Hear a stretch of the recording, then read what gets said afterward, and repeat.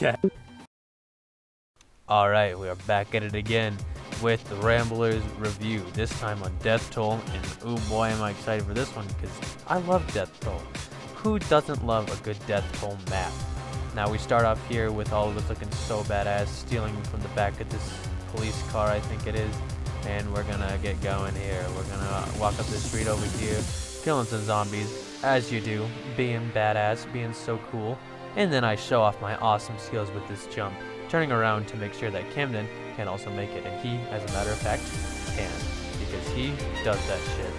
Now we're up here, we gotta fight off a couple of the infected over here. Unfortunately, I'm gonna get a little bit cold to this part. It's not gonna work out so well for us for a second here while I'm getting jockeyed, but it's fine, we get him off of me, and we get this hunter off of Savannah. This entire versus Left 4 Dead 2 team is now dead.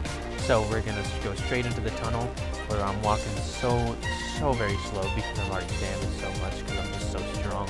Then we go cut straight immediately to Camden getting fucking boomed on like I say, little goose.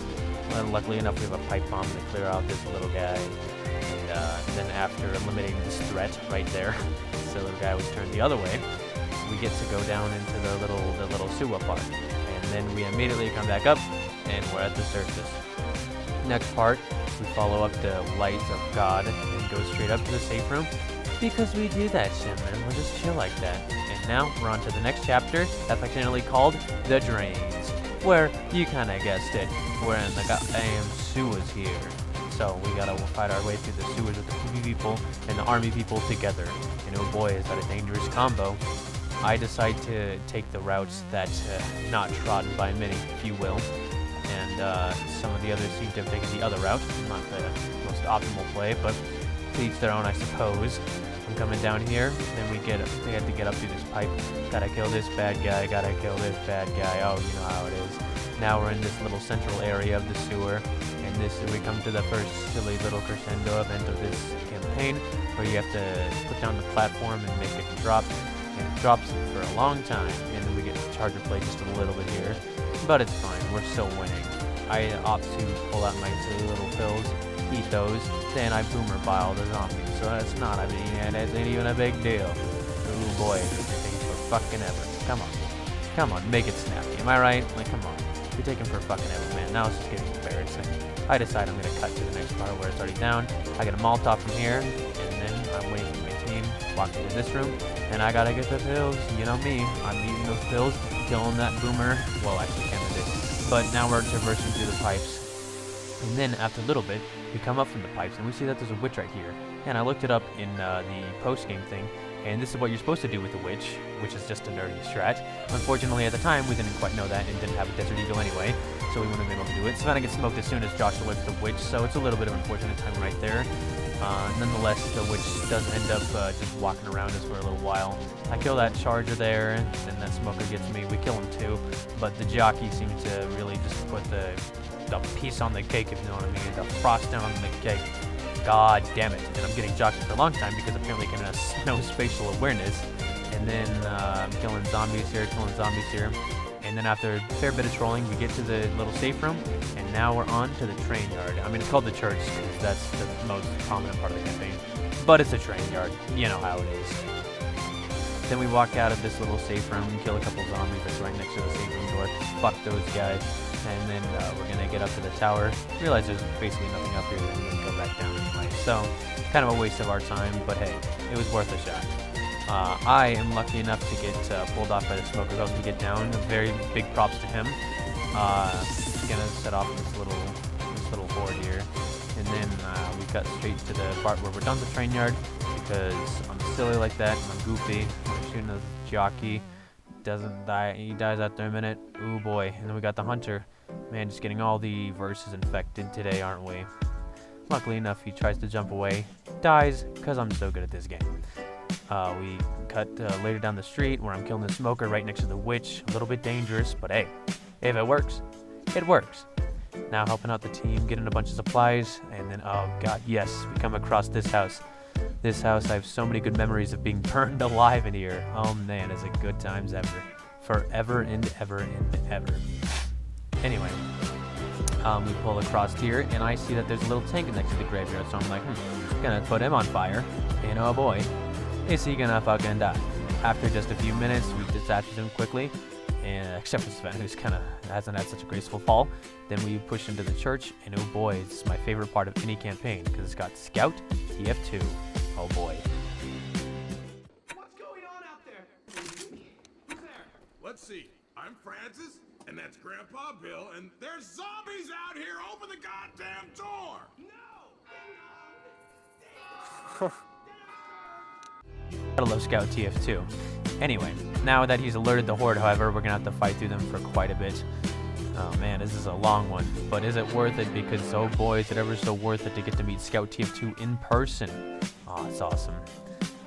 As you can see here, we're fighting for quite a while. I pick up the police baton because, you know, I just love the baton. It's my favorite weapon. Then we get to the part where we open the safe room door. This time he's turned into a smoker, but he can turn into a smoker, a boomer, or a hunter. And that's just kind of like, that depends on RNG. But we did get to meet Scout in person as a smoker, and we killed him. So, rest in peace, Scout, I suppose. Now we're pushing out of this safe room. We're going to be getting down onto the street down here, getting into the big city. Oh boy, the Big Apple. Not actually, it's not New York City. It's called River City. It's not even Canada. It's in Pennsylvania. Imagine. And then we're traveling up the street, getting some kills. You know how it is. Us on this game, we're all winning and stuff. We're all winning and stuff because we're winners. We don't lose because that's just for losers. We're kind of walking through these places, getting some more supplies, although we already have all the supplies we can get. So it's not really a big deal. Come across a tank over here, and you know the usual. You gotta gun it down and it dies quickly because it's not terribly difficult to deal with tanks. And you get up to the part where you're climbing the van, you're climbing onto the top of this little porch over here. And now we're in the big old office building, except for the fact that I have to come back out because Josh is done smoking. And the Horde decides this is a great time to get over here. So now we're fighting off a Horde. I'm trying to get Josh up, have to end up killing more zombies. You know the drill. You already know how it is. Then we get to the next Crescendo event where I'm not sure if any of these guys are forklift certified. You know, speaking as the son of a forklift certified person, I don't think these guys are forklift certified. I think that's actually illegal. But nonetheless, we're still getting across. We're making it to the end of this level.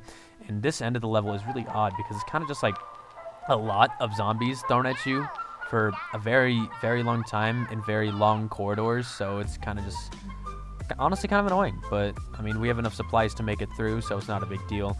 I make it through first, obviously. And then I get boomed on here. I decide to go into the safe room where it's a little safer. Am I right? Or am I right? That's funny. Used to put me in a highlight reel. And then they eventually make it after a lot longer than me, I'm going to say. And then we're now on to the finale, the final chapter, the boathouse finale. Now this one is pretty fucking awesome because, man, I enjoy this one because it's silly. In Versus, there's actually very fun times to be had. If you get Charger, you can charge them right off into the edge and kill them all. And then I'm like, oh, there's a defib, so it's time to try to kill this witch. It's fine that I don't crown her because there's a defib. Now the only problem would be if somebody like got hunted or something, God forbid, and nothing else like that would ever happen though. Oh, well, at least he's quickly dispatched of because you know we're just such gamers. You know how it is. And then Camden using his Allah powers. Like, what the fuck is this? He's just using Allah powers to get me up. But nonetheless, I wake up. We're gonna be back on our way pretty soon, right here. This next part is pretty simple. We come across the tank because sometimes that happens in these finales where you can fight 3 tanks instead of just 2. And it does take quite a bit of fighting. Admittedly, this one takes 2 people getting down in this one, actually. So that's a bit more of a bruh moment, admittedly. Luckily, he dies right before he gets onto my nutsack, and I'm able to get them up after being shot up a bit by Josh. But it's fine, because we're still going to continue with the campaign. We're just going to keep going, because that's how you play the game. That was a pretty sick transition on my part. God bless me. Then now we're on to the boathouse finale, where we actually get to talk to people who are on a boat, and then they come and get us. Now that's the crazy part. Radios, am I right? And now we're killing all the infected. This campaign's, you know, just like the finales are almost always set up the same, with the horde, tank, and then ending, and it kind of takes a rock like a fucking champ right there. Beautiful, beautiful rock gameplay. We restock on ammo after killing the tank, and now it's being back upstairs to get the bad guys killed. Luckily for me, the Charger's not as good as I am, because if that was me being a Charger, everybody would have went off the edge by now. Fucking idiot. Anyway, we're killing all the zombies here. You know, we got to deal with the second horde before we get to the second tank. And I get boomed on here because playing this game is not always the sex muffin, if you know what I mean. I'm not sure if you do, but I hope you do. That Charger was killed by Josh right before he came up to get me. God bless, God willing. This is the part where the tank comes. We decide we're going to boomer bile him and set him on fire, and he's taking a lot of damage here because of the zombies. I accidentally hard cut actually here. That you're supposed to see more of it, but it's fine anyway because I show off my acrobatic skills. I kill off this spitter, and then we're on the boat to the end of the finale, and we're gonna be fucking awesome. And that, ladies and gentlemen, is Death Toll. Ooh boy, is this honestly one of the better maps in the first campaign, the first Left 4 Dead 1 campaign? I gotta say, personally, probably my second favorite, other than like Dead Air, which is coming up soon. So stay tuned for that. These are the individual rankings, everybody giving it 6 out of 10 or higher. Camden's kind of a mid opinion, you know how it is. This is the overall ranking, and I'll see you in the next one. Goodbye, everybody. I love you.